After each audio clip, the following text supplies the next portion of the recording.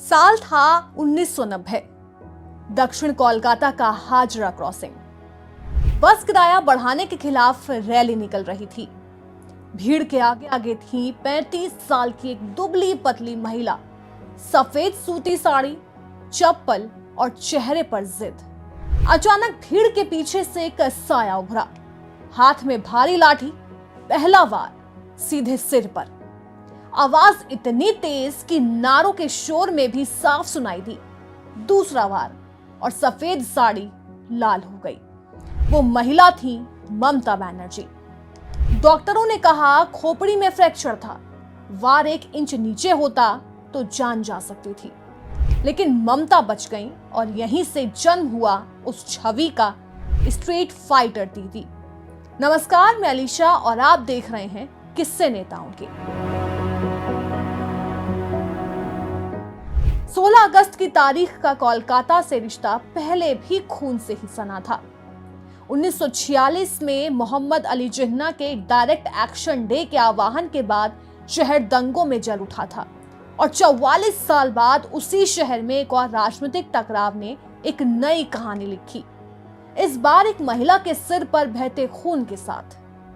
ज्यादातर नेता ऐसी घटना के बाद कुछ समय के लिए सार्वजनिक जीवन से दूर हो जाते हैं, लेकिन ममता ने अपनी सिर की पट्टी को ही प्रतीक बना दिया। महीनों तक वो उसी पट्टी के साथ रैलियों में दिखती रही।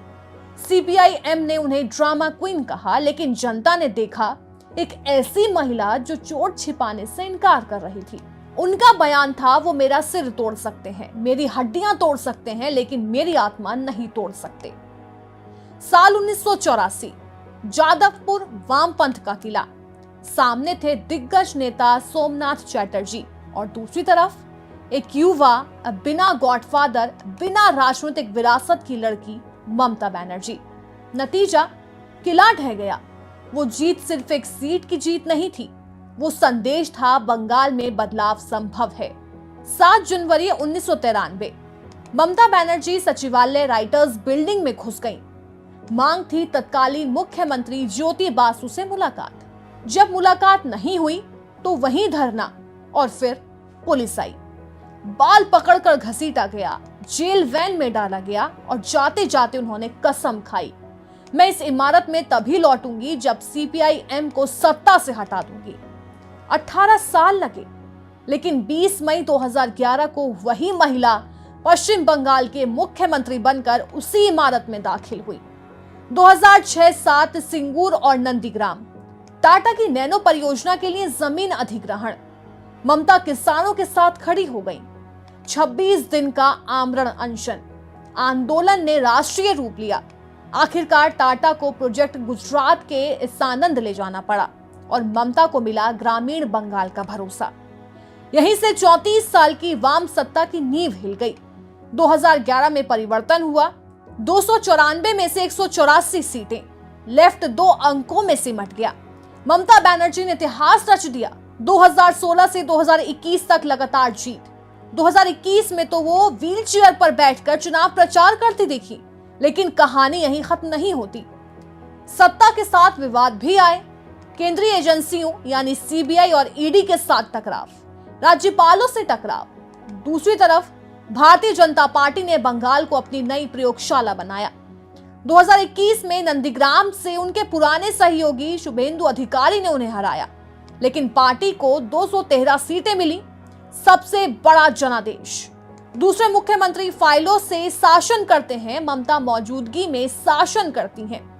सुप्रीम कोर्ट में खुद अपने राज्य का पक्ष रखने पहुंचना हो या अपनी ही गठबंधन सरकार के खिलाफ धरने पर बैठ जाना, जैसे 2012 में यूपीए 2 के खिलाफ एफडीआई के मुद्दे पर किया।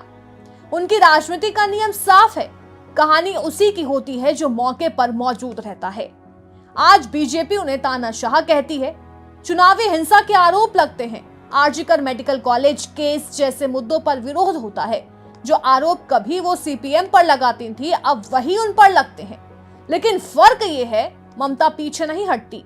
एक अलग तरह की महिला नेता। भारतीय राजनीति में कई मजबूत महिलाएं रही हैं, लेकिन ममता की कहानी अलग है। न कोई राजनीतिक परिवार, न कोई स्थायी गॉडफादर। वो पेंटिंग करती हैं, पियानो बजाती हैं, कविताएं लिखती हैं और गुस्से पर पूछे गए सवाल का जवाब भी उनके अंदाज में ही देती हैं। मैं तो उसे बाल पकड़कर खींचना चाहती थी, लेकिन वो गंजा था। 70 साल की उम्र में भी वही ऊर्जा, वही सीधी टक्कर लेने का अंदाज, वही मां माटी मानुष का नारा। बंगाल की राजनीति में आज जाति और धर्म की नई बहसें हैं।